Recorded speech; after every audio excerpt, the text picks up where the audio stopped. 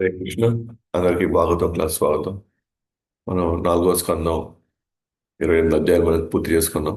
29 అధ్యాయాలకు ప్రవేశిస్తున్నాం. So గత క్లాస్లో మనం వైదర్భి భర్త అయినటువంటి మలయ ధ్వజ్ ఆయన్ని చితి మీద పేర్చేటప్పుడు ఒక బ్రాహ్మణుడు, పురంజనుడికి పాత మిత్రుడు ఒక బ్రాహ్మణుడు అక్కడ రావడం జరిగింది.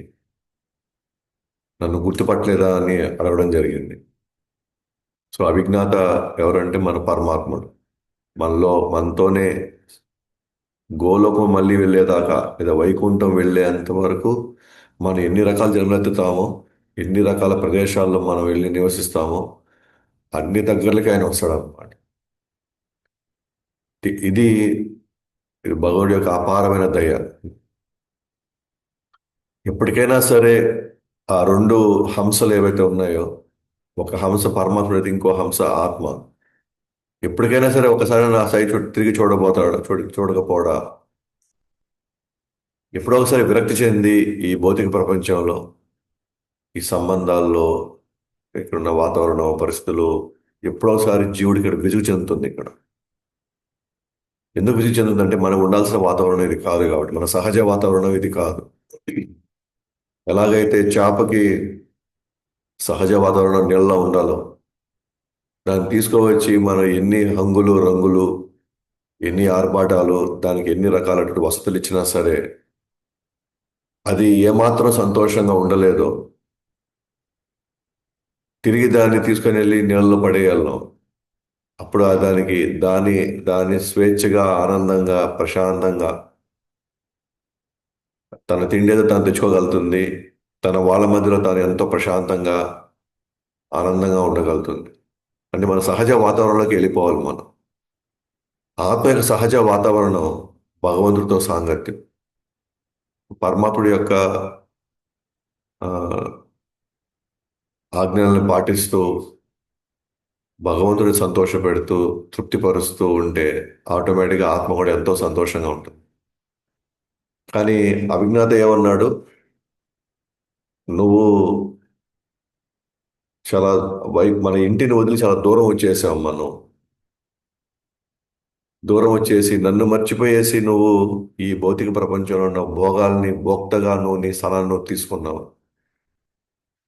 సో ఆ క్రమంలో నేను నేను ఒక శ్రేయోభిలాషిని ఒకడు ఉన్నానని అనే విషయాన్ని నువ్వు పూర్తిగా మర్చిపోయావు. సో మనమందరం కూడా భగవంతుని వదిలేసి, అసలైన ఇంటిని వదిలేసి ఇక్కడికి వచ్చి నానా రకాలటువంటి సంబంధాల్లో, లేదా ఈ భోగమైనటువంటి ఈ భోగమైనటువంటి వస్తువుల్లో మనం ప్రేమని, ఆప్యాయతని, అనురాగాన్ని వెతకడం ప్రారంభిస్తున్నాం. కానీ అది ఎప్పటికీ జరగని పని అదంతా. సో కాబట్టి ఉన్న సంబంధాల్లో ఉన్న వస్తువులు అన్నిటినీ కూడా కృష్ణుడి యొక్క సేవలోకి నిమగ్నం చేయగలిగితే, అండ్ మనతో పాటు ఉన్నటువంటి మన మీద ఆధారపడ్డ వాళ్ళు కూడా అంతిమంగా ఆ ప్రేమను వాళ్ళు పొందగలుగుతారు, ఆ రక్షణని వాళ్ళు కూడా అనుభవించగలుగుతారు. అలా కాకుండా మనం నేనున్నాను, నేను రక్షిస్తాను, నేను చూసుకుంటాను అని చెప్పి మనం మోసం చేయడం వల్ల మన మీద ఆధారపడ్డ వాళ్ళు ఏదో ఒక రోజు మన మీద అసంతృప్తితోనే ఉంటారు. ఎందుకంటే వాళ్ళకి కావాల్సినంత ప్రేమ మనం ఇవ్వలేము. ఇది సత్యం. ఇది వాళ్ళకి కావాల్సినంత ప్రేమ మనం ఇవ్వలేము. అలాగే మనకు కావాల్సినంత ప్రేమ ఇక్కడ ఎవ్వరూ మనకి ఇవ్వలేరు. ఒక దేవదేవుడైన శ్రీకృష్ణుడు తప్ప మనకి మనం ఊహించినంత, మనం కోరుకోనంత ఇవ్వగలుగుతాడు అన్నమాట. సో ఆ విధంగా అవిజ్ఞాత గుర్తు చేసి ఆ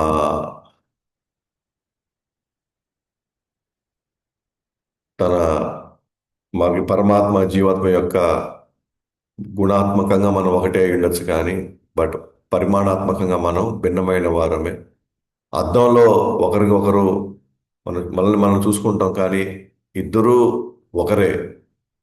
కానీ ఏ విధంగా గుణాత్మకంగా ఇద్దరూ ఒకటే, చూడడానికే ఇద్దరు ఒకటిగానే ఉన్నాం అద్దంలో ఉన్న వ్యక్తి, కానీ గు- పరిమాణాత్మకంగా అద్దం ముందున్నటువంటి అసలైన వ్యక్తికి ఎన్నో ఎమోషన్స్ ఉన్నాయి, ఎన్నో ఆలోచనలు ఉన్నాయి.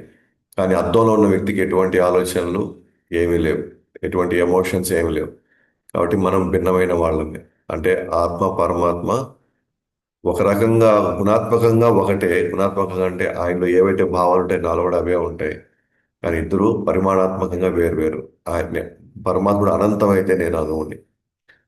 సో అది గుర్తించినప్పుడు ఆ, మనకి భగవంతుడితో ఉన్న సంబంధం అర్థమవుతుంది.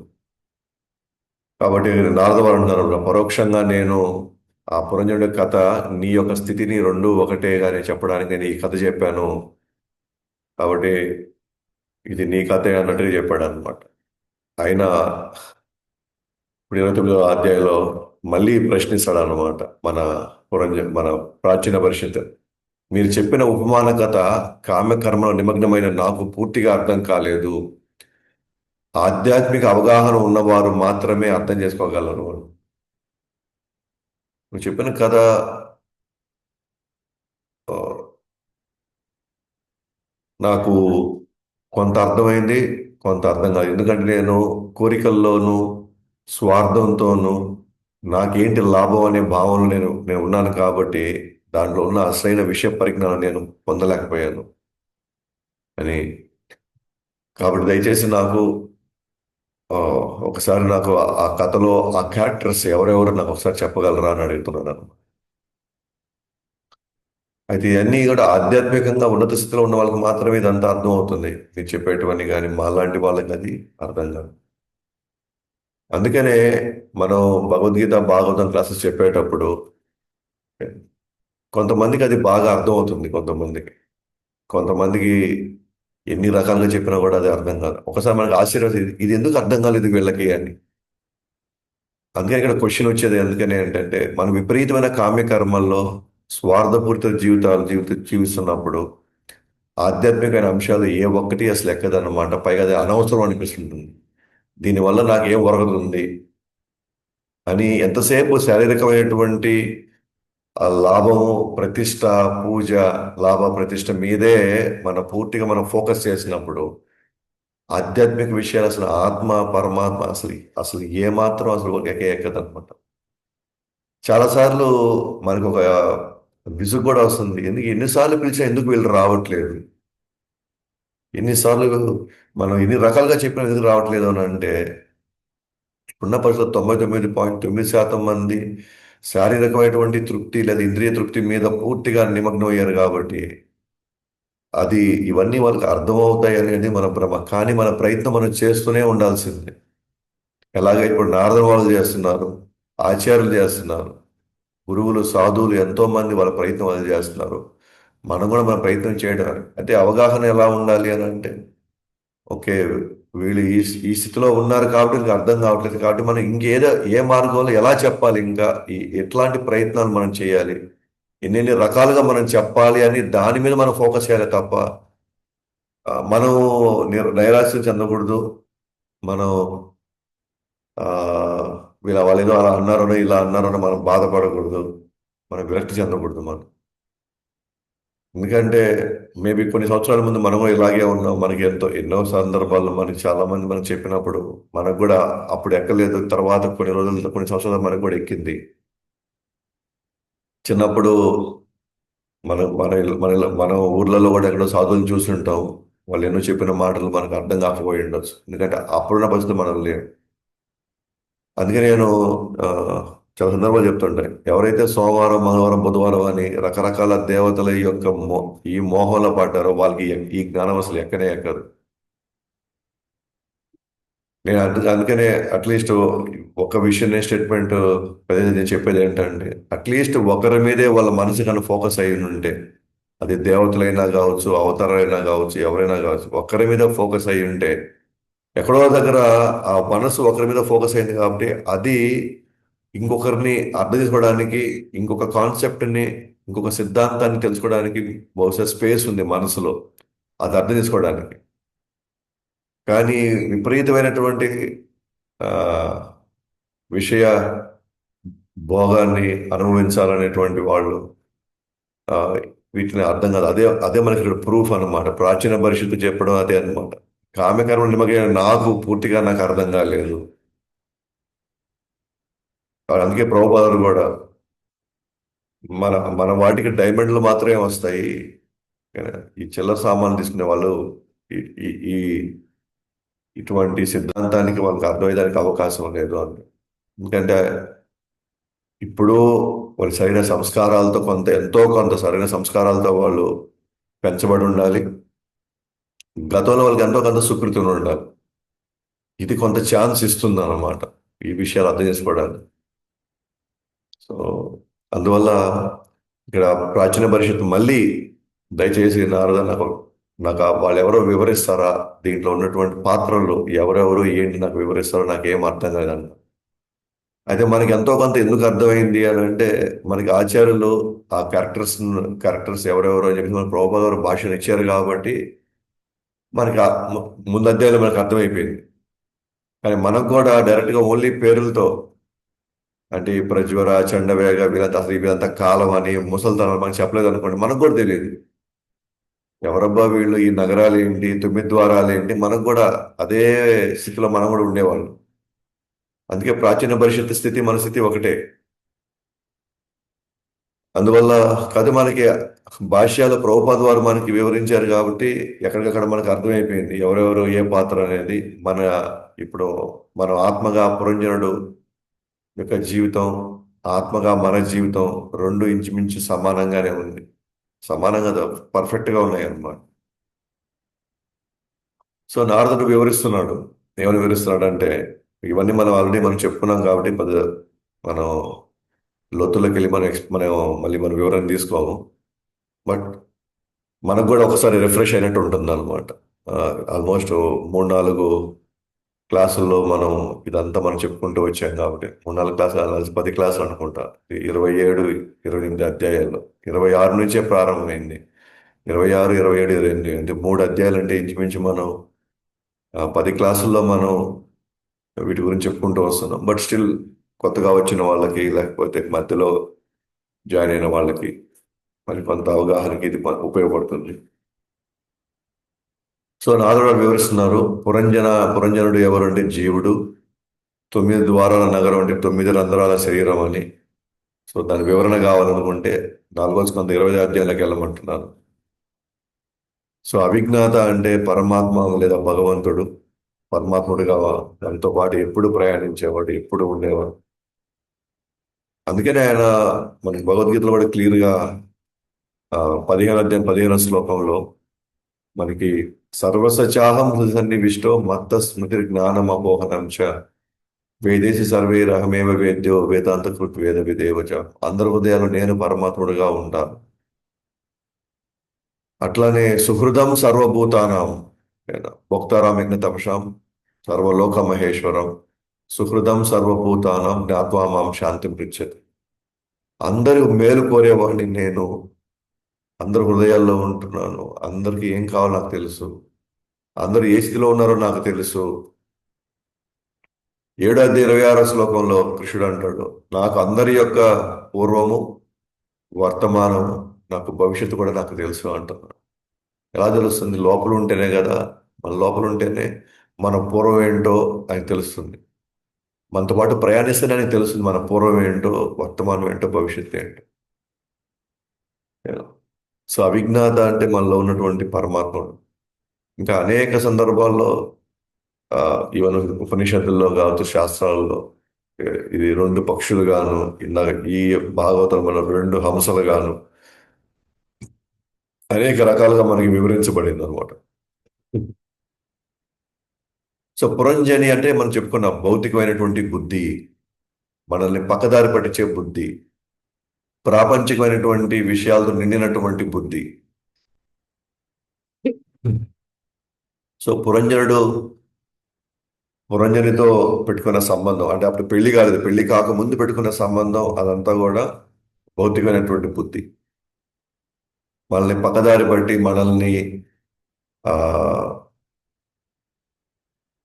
పూర్తి అవగాహన లేనటువంటి ఒక బుద్ధి ఇది. భౌతిక ప్రపంచంలో ఉన్నటువంటి ప్రామాణికాలని అసైన ప్రామాణికలుగా తీసుకునేటువంటి బుద్ధి ఇది. భౌతికమైనటువంటి ప్రామాణికాలు ఏవి ఒక స్టాండర్డ్గా ఉండవు. ఆ భౌతికంగా ప్రామాణికమైన బుద్ధులన్నీ మారిపోతూ ఉంటాయి. ఇక్కడ ఉన్న అంతా కూడా కాలానుగుణంగా ఒకానొకప్పుడు పాలు మాత్రమే శ్రేష్టమైనవి అని చెప్పిన ఇదే ప్రపంచం కాలక్రమంలో టీ కాఫీలు బెస్ట్ అని చెప్పిన మంచి అని చెప్పిన ఈ ప్రపంచమే ఈ రోజుల్లో మందు కొట్టడం కూడా మంచిదే అని చెప్తుంది ఈ ప్రపంచం ఇప్పుడు. అంటే స్టాండర్డ్స్ మారిపోతూ ఉంటాయి ఇక్కడ.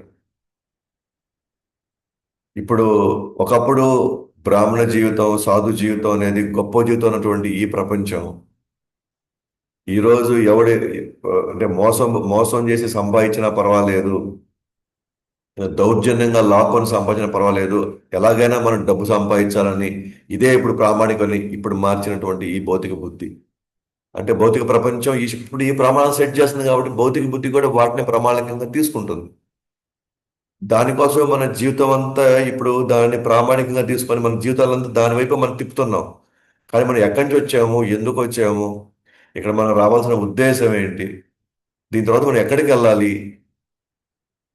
వీటి మీద ఏమాత్రం ఫోకస్ చేయనీయకుండా భౌతిక బుద్ధిలో ప్రపంచంలో ఉన్నటువంటి ఇప్పుడున్న ప్రామాణికాలనే తీసుకుంటుంది. అది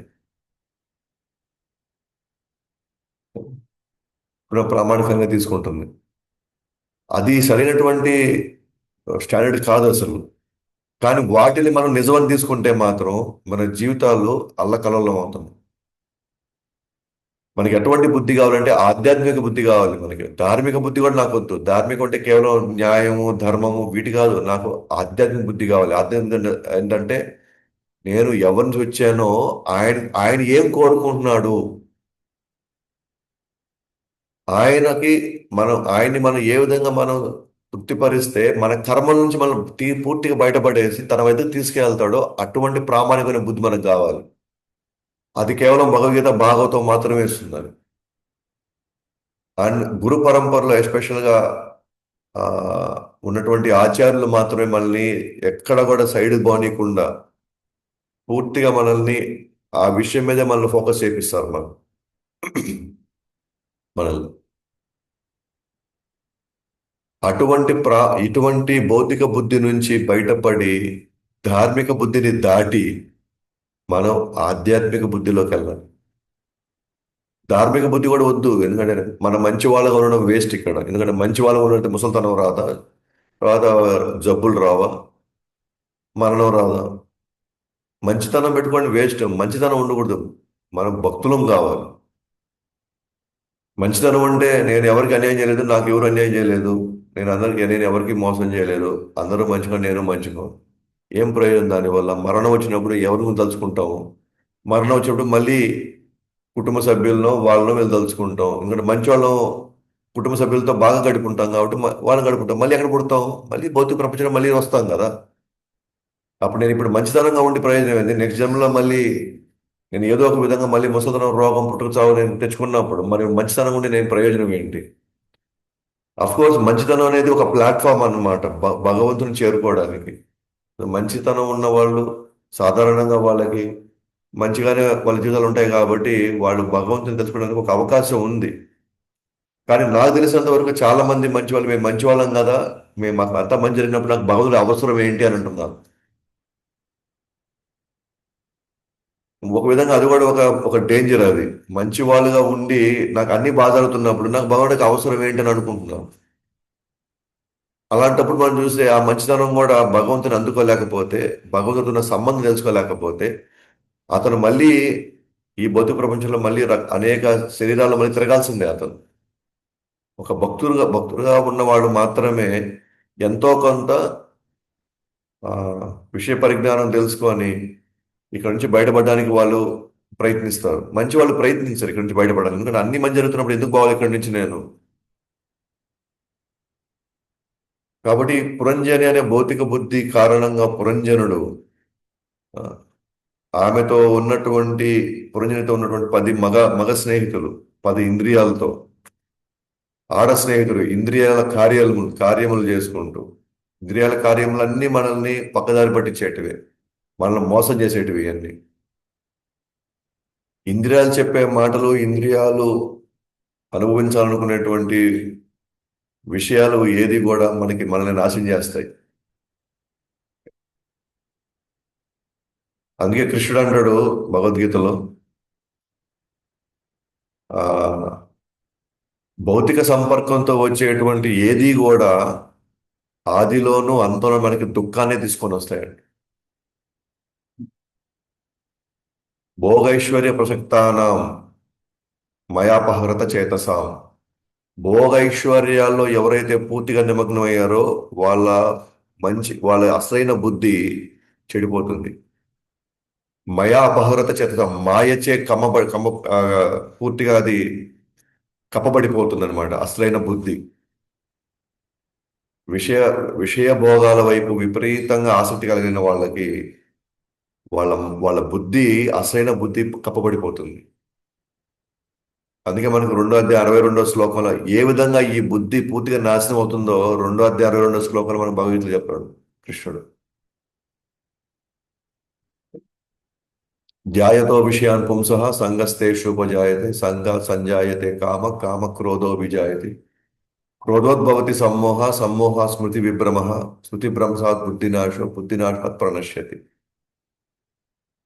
ఏ విధంగా ఇంద్రియాలు ఇంద్రియార్థాలను కలుసుకున్నప్పుడు ఆసక్తి, ఆసక్తి వల్ల కామము, కామం వల్ల క్రోధము, క్రోధం వల్ల మోహము, మోహం వల్ల స్మృతి విభ్రమ, స్మృతి విభ్రమం వల్ల బుద్ధి నాశనం అవుతుంది. పర్ఫెక్ట్ ప్యాటర్న్ చెప్తున్నాడు కృష్ణుడు. ఇంతకంటే మనకు రుజువు ఏం కావాలి? భగవద్గీత మన జీవితానికి మేలు చేస్తుంది. మనం ఎక్కడెక్కడల్లా మనం దేని వల్ల మనం ఈరోజు ఈ స్థితిలో పడ్డాము, మన ఇంద్రియాలు ఎట్లాంటి మోసాలు మనం చేస్తున్నాయి, కానీ మన ఇంద్రియాలనే నమ్ముతాం అన్నమాట. ఈ ప్రాపంచిక బుద్ధి యొక్క మాయలో పడి ఇంద్రియాల యొక్క వేటలోకి వెళ్తున్నాం. ఇంద్రియాలు ఏది కావాలంటే దాని వేటలోకి వెళ్తున్నాం మనం. అసలైనటువంటి మార్గం నుంచి అనేక జన్మల నుంచి ఎప్పుడో మనం దారి తప్పిపోయాం మనం. ఇప్పుడు మళ్ళీ ఆ దారిలోకి రావడానికి ప్రభుపాద లాంటి ఆచార్యులు, సో నిజంగా వాళ్ళు దయదలుచుకోకపోయి ఉంటే, వాళ్ళు మన మీద దయ చూపకపోతే ఈరోజు మనకి ఈ మాత్రం అవగాహన కూడా మనకి ఉండేది కాదు. మనకి అట్లీస్ట్ ఎంతో కొంత ఓకే, అట్లీస్ట్ మన గమ్యం ఏంటో మనకు తెలిసింది, మనం ఎలాంటి స్థితిలో ఉన్నామో మనకు తెలిసింది. ఆ గమ్యం చేరడానికి ఏం చేయాలో కూడా మనకి ఎంతో కొంత అర్థం అవుతా ఉంది. సో 5 పడగల సర్పం అంటే 5 ప్రాణవాయువులు, ఆ నగరాన్ని కాపాడుతూ ఉంది కదా. 5 పడగల సర్పం అంటే ఆ శరీరాన్ని కాపాడేటువంటి ప్రాణవాయువు. ఎస్పెషల్గా 5 ప్రాణవాయువులు ఉన్నాయి, అపాన ఉపాన. సో ఇవన్నీ మనం డీటెయిల్లో పోవాల్సిన అవసరం లేదు. తర్వాత సైన్యాధ్యక్షుడు ఎవరు? మనస్సు, ఇంద్రియాల నాయకుడు. పంచ పంచ ఆ, పాంచాల రాష్ట్రాలు అంటే ఇంద్రియార్థాలు. అంటే పురంజనుడిని తన ఇంద్రియాల మోహన పడినందువల్ల తనని పూర్తిగా ఆ, అసలైన గమ్యం వైపు కాకుండా తన జీవితాన్ని నాశనం చేసేటువంటి ఇంద్రియార్థాలు.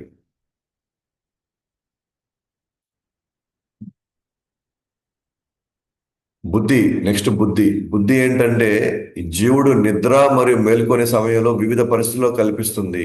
దాని ప్రభావంలో జీవుడు మంచి చెడులను అనుకరిస్తాడు. సో బుద్ధి నిద్రావస్థలోనూ మేల్కొనే సమయంలో వివిధ పరిస్థితులు కల్పిస్తుంది. దాని ప్రభావంలో జీవుడు మంచి చెడుల్ని అనుకరిస్తాడు. అంటే మంచి బుద్ధి ఉండంటే మంచిగా అనుసరిస్తాడు. అది భౌతిక బుద్ధి అయితే చెడులను అనుకరిస్తాడు అంటే ఇమిటేట్ చేస్తాడు.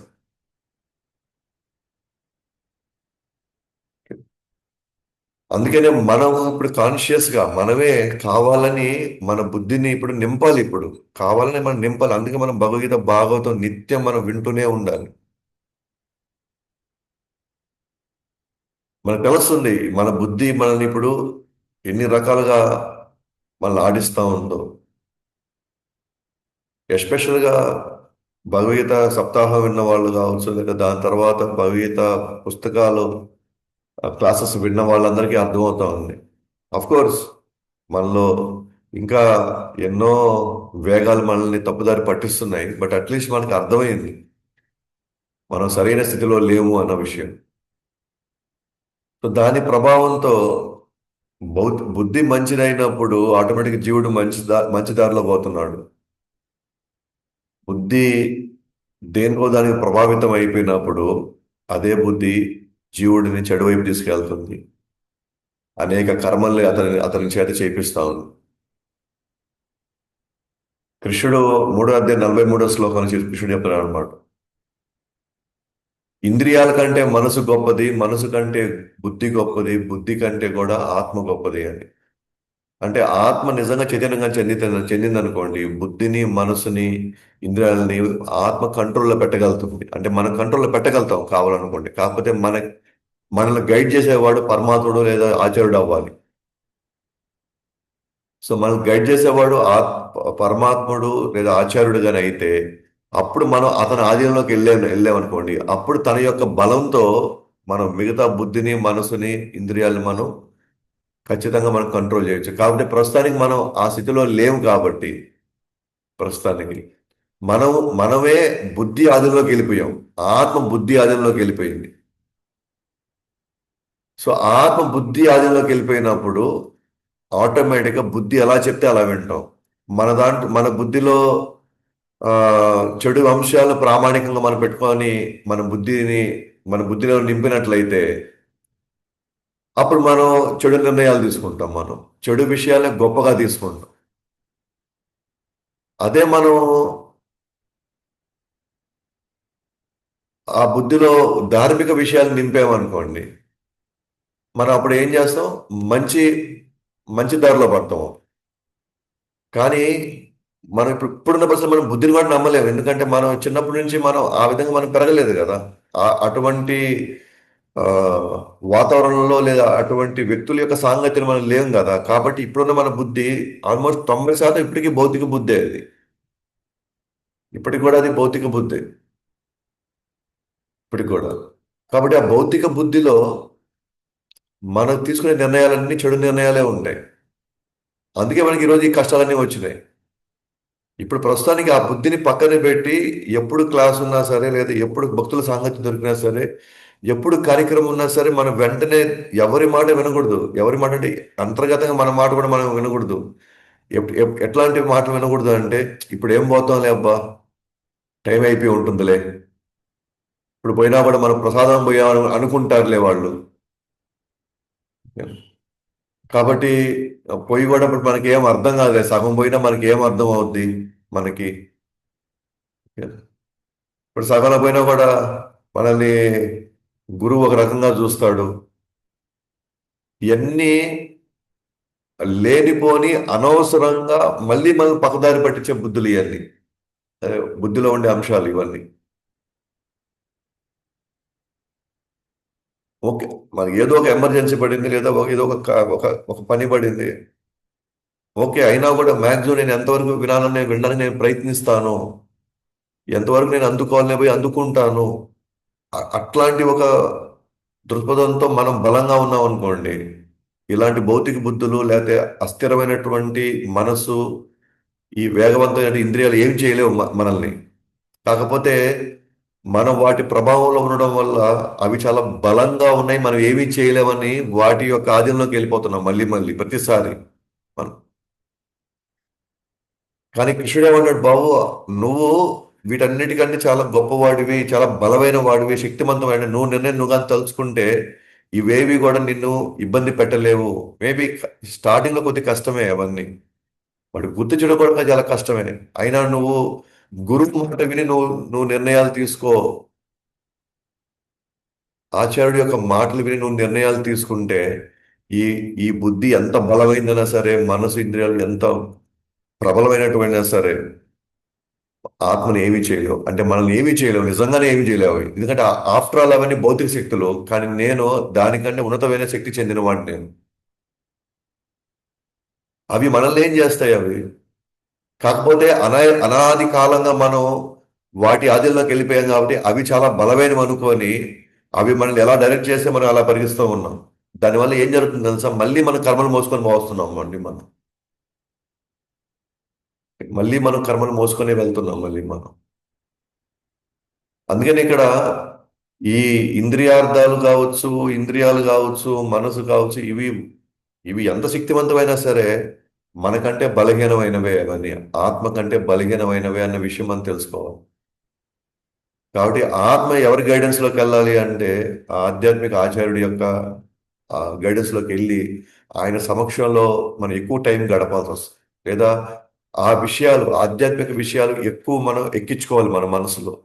ఎస్, గురువు మనతో ఎప్పుడు ఉండకపోవచ్చు, భక్తులు మనతో ఎప్పుడు ఉండరు.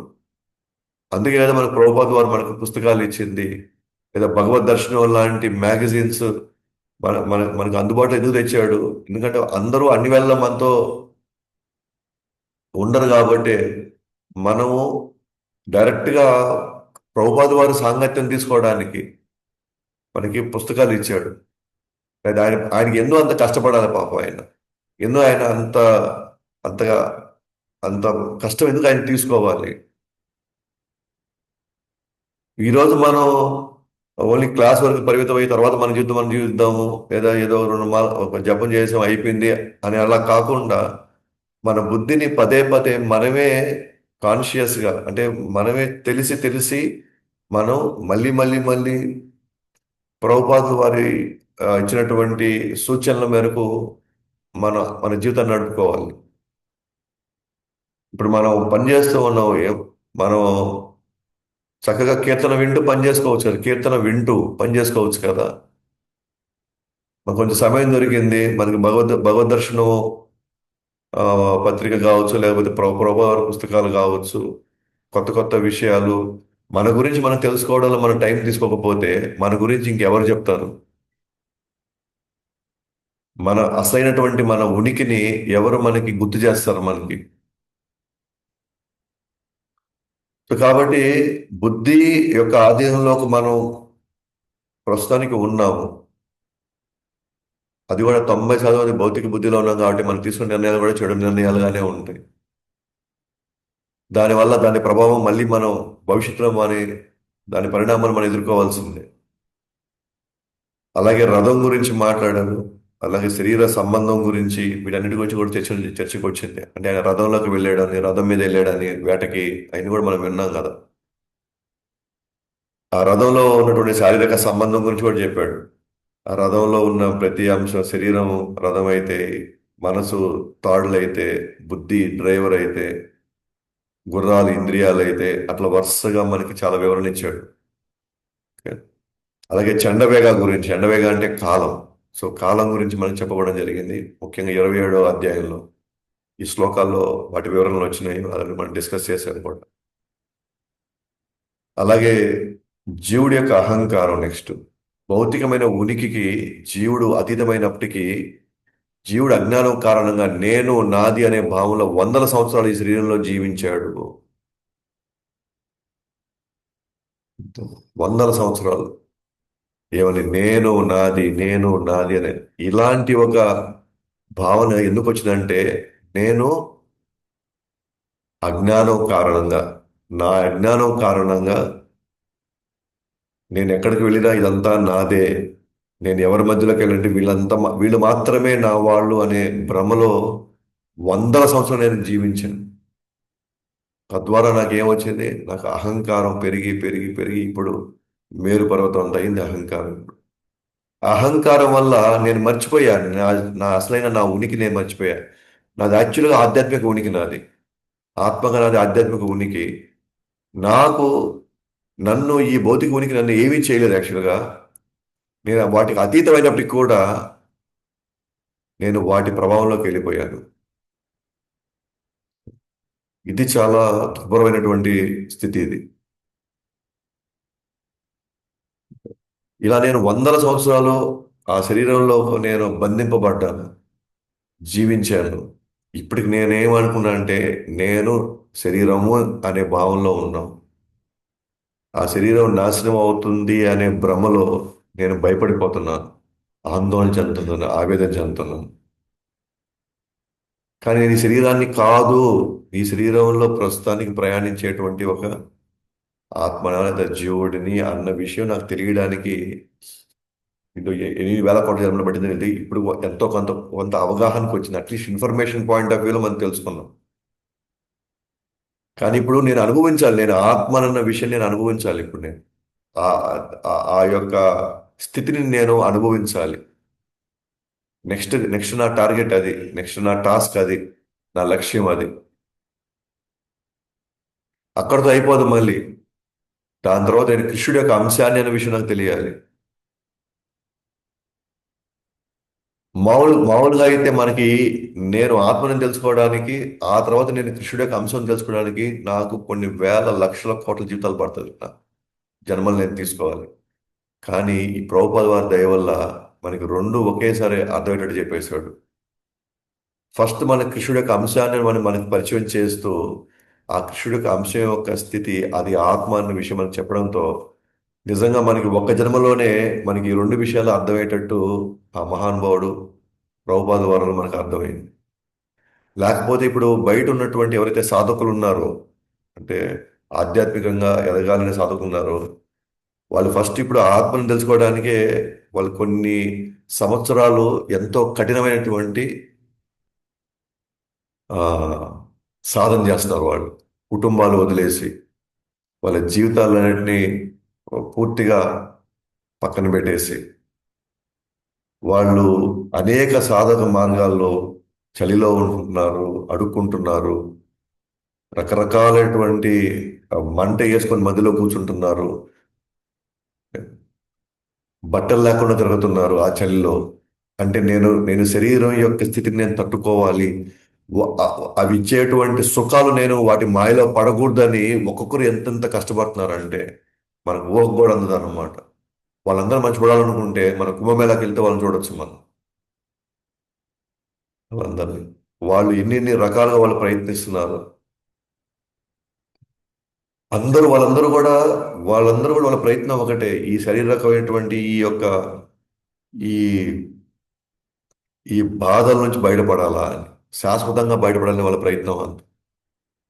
కానీ మనకు దొరికినటువంటి ఈ అవకాశం ఉంది చూసారా, ఈ ఈ పరంపర వల్ల హ్యాపీగా ఇంట్లో ఉంటూ మన వాళ్ళ మధ్యలో ఉంటూ ఏం చేసినా సరే అది కృష్ణుడికి సమర్పించే భావంలో మనం చేసినట్లయితే మనం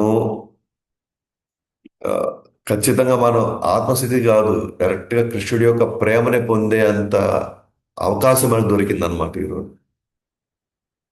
కానీ మనకి ఏదైనా సరే సులువుగా దొరికిందంటే దాని విలువ మనకు తెలియదు కదా. అయినప్పుడు కూడా మనలో అలక్ష్యం అనమాట. సేవ చేయాలంటే 100 ఆలోచిస్తున్నాం, జపం చేయాలంటే 100 ఆలోచిస్తున్నాం. భక్తుల సాంగత్యం అంటే భక్తులతో సాంగత్యం యొక్క విలువ మనం తెలుసుకోలేకపోతున్నాం. ఇది ఒక విధంగా ఇంకా దీన్ని బట్టి మనకి ఏమవుతుందంటే ఇంత అవకాశం దొరికి కూడా ఇంకా మనం భౌతిక బుద్ధి ప్రభావంలోనే మన యొక్క స్వార్థపూరితమైనటువంటి ఆ నిర్ణయాలు నిర్ణయాలకు ఇంకా మనం కట్టుబడే ఉన్నాం అన్నమాట. ఆ విధంగానే ఇంకా మనం నిర్ణయాలు తీసుకొని వెళ్తూనే ఉన్నాం ఇంకా. మరి అలాంటి నిర్ణయాలు తీసుకున్నప్పుడు మనం భక్తిలో ఉన్నప్పుడు మనకి ఎందుకు కష్టాలు ఎందుకు రావు? భక్తిలో ఉన్నప్పుడు కష్టాలు వస్తాయి. నేను మన పాత స్వభావాలు ఇంకా మనం మార్చుకోవాలి. పాత కోరికలు ఇంకా మనం వాటిని సమాప్తం చేసుకోవాలి మనం. ఇంకా అదే దృష్టితోనే మనం అందరినీ చూస్తున్నాం, అదే దృష్టితోనే మనం అన్ని పనులు చేస్తున్నాం ఇప్పుడు. ఆ ఆ నీడ ఆ నీడలో మనం ఉన్నంత వరకు మనకి భక్తిలోకి వచ్చిన మనకు కష్టాలు తప్పవు మనకి. అందుకే కృష్ణుడు మనకి భగవద్గీత 9వ అధ్యాయంలో మహాత్మనస్తు మాం పార్థ దైవీం ప్రకృతి ఆశ్రిత భజంత్య అనన్య మనసో జ్ఞాత భూతాది మవ్యయం. మహాత్ములను ఎందుకన్నారంటే వాళ్ళు దైవ ప్రకృతిలోకి వచ్చారు. ఇప్పుడు వాళ్ళు ఆధ్యాత్మిక బుద్ధి ఆధీనంలోకి వెళ్ళారు. వాళ్ళ ఆధ్యాత్మిక బుద్ధిని ఎందుకు సంపాదించుకున్నారు? వాళ్ళు నిరంతరం కృష్ణుని తలుచుకోవడం వల్ల. నిరంతరం కృష్ణుడు ఏది చేయమన్నాడు, ప్రపంచంతో సంబంధం లేకుండా, మన యొక్క ఉన్నటువంటి స్థితిగతుల్ని సంబంధం లేకుండా, ఎవరు ఏమనుకుంటారని ఏమాత్రం అసలు పట్టించుకోకుండా, కృష్ణుడు ఏది చెప్పాడో, కృష్ణుడు ఎలా ఉండమన్నాడో అలా ఉండడానికి ప్రయత్నించి వాళ్ళు చేసిన ప్రయత్నం వల్ల ఈ రోజు వాళ్ళు దైవ ప్రకృతిలోకి వెళ్ళారు. మనకి మొహమాటాలు, భయాలు, ఆ, ఎవరేమనుకుంటారో అని ఈ ఈ చింతనలో ఉన్నాం అనుకోండి, మనం ఎప్పటికీ భౌతిక ప్రకృతిలోనే ఉంటాం. అని భౌతిక ప్రకృతిలో ఉన్నంత వరకు మనం ఆనందాన్ని మనం ఎక్స్పెక్ట్ చేయలేం, మనం ప్రశాంతత మనం ఎక్స్పెక్ట్ చేయలేం మనం. సో మనమే ఆ, భగవాన్ యొక్క మాటలు విని, ఆచార్యుల యొక్క మాటలు విని, ఎస్పెషల్గా భగవద్గీత, భాగవతం యొక్క సారాంశాన్ని మనం అర్థం చేసుకోగలిగితే, ఓకే, మనకి నిత్యం అవి మనకి మోటివేషన్స్ ఇస్తానే ఉంటాయి. కానీ మోటివేషన్ కంటే కూడా మనకి డిసిప్లిన్ చాలా ఇంపార్టెంట్. మనల్ని మోటివేషన్ ఏం చేస్తుందంటే ఉత్తేజపరిచి 2 రోజులు పరిగెత్తట్టు చేస్తుంది. కానీ డిసిప్లిన్ చాలా ఇంపార్టెంట్. రోజు ఉదయాన్నే 4కి లేసామా, ఎట్ల పరిస్థితుల్లో మంగళహారతికి అటెండ్ అయ్యామా, అదే అవకాశం లేని వాళ్ళు జపం చేసామా, ప్రసాదం పెట్టుకునే తింటాననే డిసిప్లిన్ ఉండాలి. సేవకు ఒకసారి మాట ఇస్తే ఆ సేవ మీద మనం మాట తప్పకుండా మనం దాన్ని నెరవేర్తించాలి.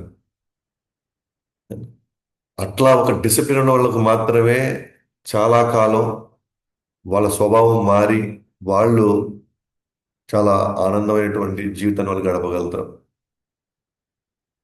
సో 2 రోజులు ఈ క్లాసులు విని ఏదో ఉత్తేజపడడం వల్ల ఆ తర్వాత మళ్ళీ మామూలు పోవడానికి లేదు. మనకి ఏదైతే ఆచార్యులు మనకి ఇచ్చిన టైం టేబుల్ ఏదైతే ఉందో, ఓకేనా, అది మనం ఫాలో అవుతూ ఉండాలి. ఎన్ని ఎన్ని కష్టాలు వచ్చినా, నష్టాలు వచ్చినా, ఎన్ని ఒడిదుడుకులు వచ్చినా,